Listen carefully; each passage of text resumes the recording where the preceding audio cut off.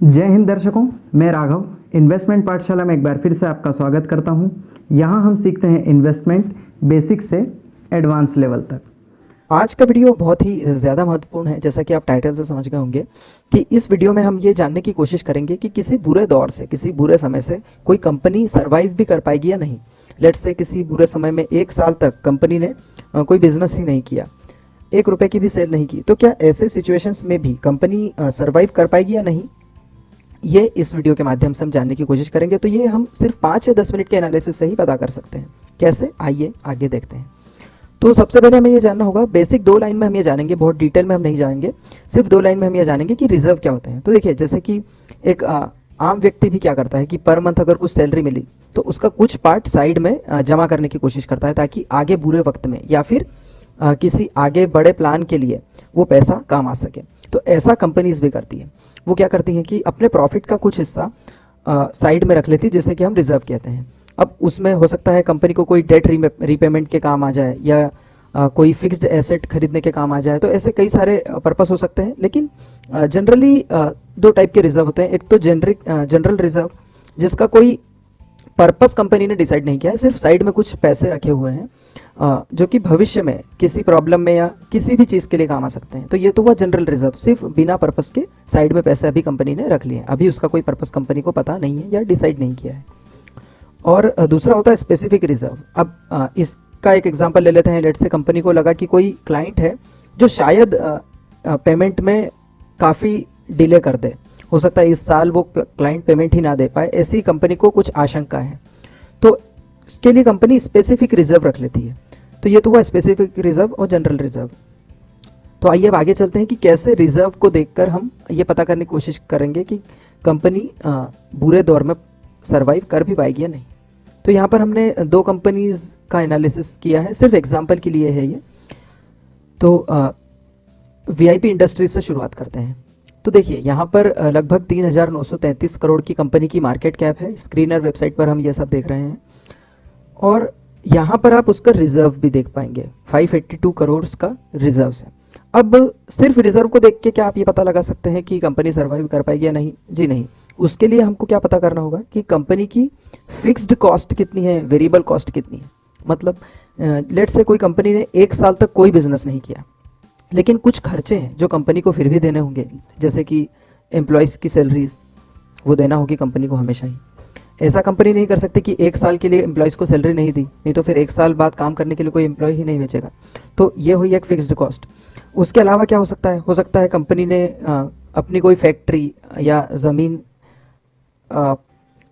Loan में lease पर ले रखी हो, मतलब सिंपली किराए से ले रखी हो। तो अगर कंपनी की कोई फैक्ट्री है जो कि किराए की ज़मीन पर है, तो वो किराया भी कंपनी को भरना होगा। 1 साल के लिए उसे कंपनी खाली तो नहीं कर सकती। तो इस प्रकार से फिक्स्ड कॉस्ट होती है हर बिजनेस को रन करने की, और एक कुछ वेरिएबल कॉस्ट भी होती है। वेरिएबल कॉस्ट क्या हो सकती है?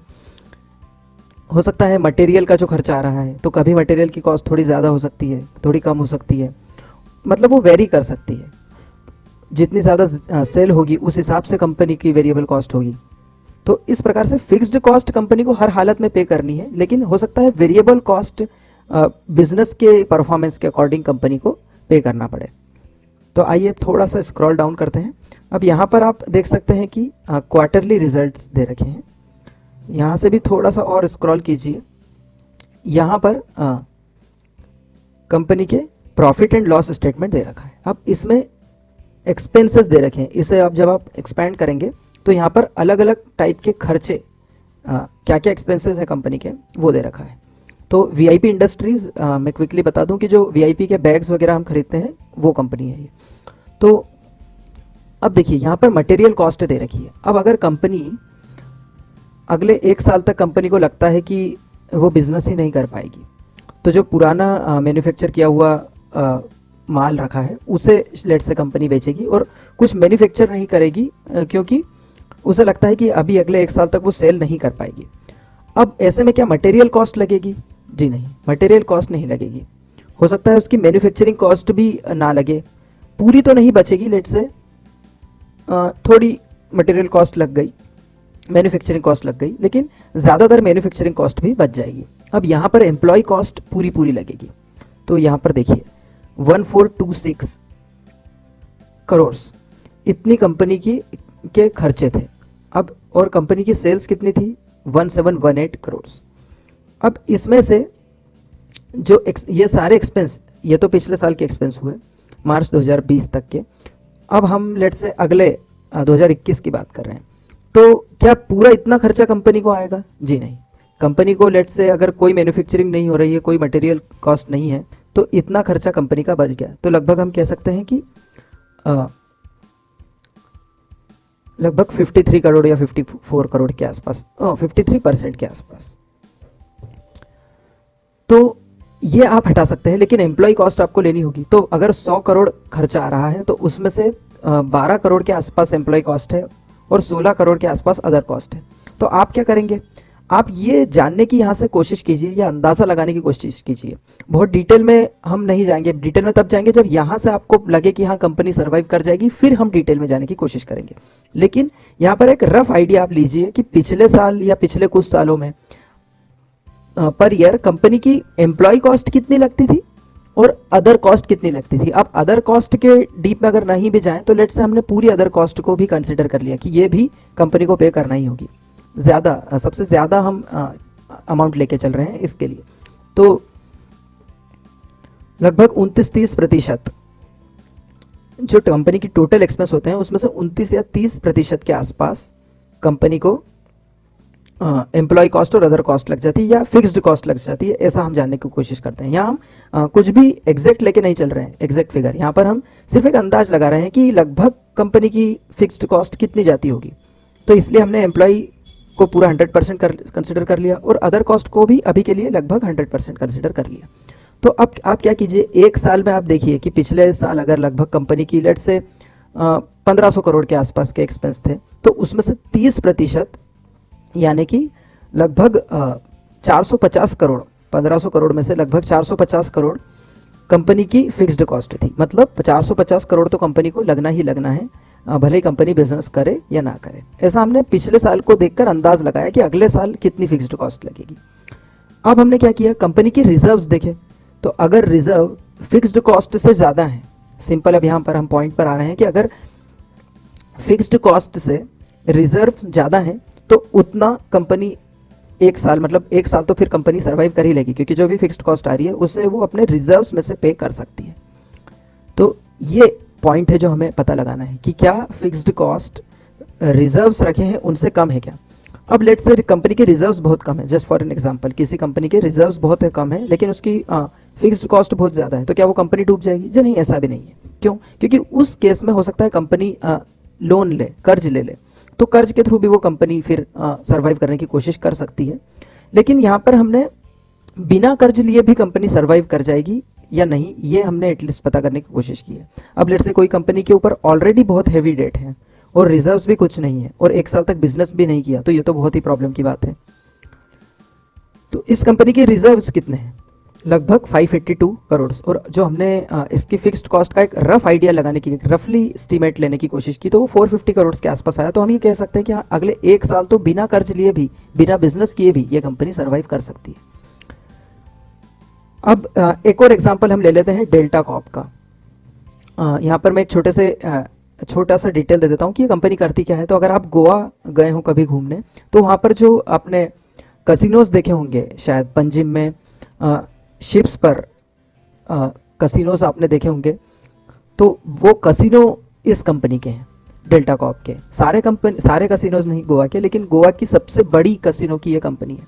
अब क्या बुरे दौर में, जैसा कि इस साल हमने देखा, क्या लोग कसिनोज जाएंगे? हो सकता है अगले 6 महीने या 1 साल तक लोग कसिनो जाना पसंद नहीं करें। तो ऐसे वक्त में क्या ये कंपनी सर्वाइव कर पाएगी, ये हम देखेंगे। तो अब देखिए यहाँ पर कंपनी के रिजर्व्स कितने हैं? 1928 करोड़ के रिजर्व्स, और मार्केट कैप कितनी है? लगभग 3000 करोड़। तो ये बहुत बड़ा रिजर्व अमाउंट कंपनी के पास है। तो क्या यहीं पर हमारा एनालिसिस कंप्लीट हुआ? जी नहीं। अब हम फिक्स्ड कॉस्ट देखेंगे। तो फिर से हम स्क्रॉल डाउन करते हैं और यहाँ पर क्विकली हम प्रॉफिट लॉस स्टेटमेंट में जाएंगे।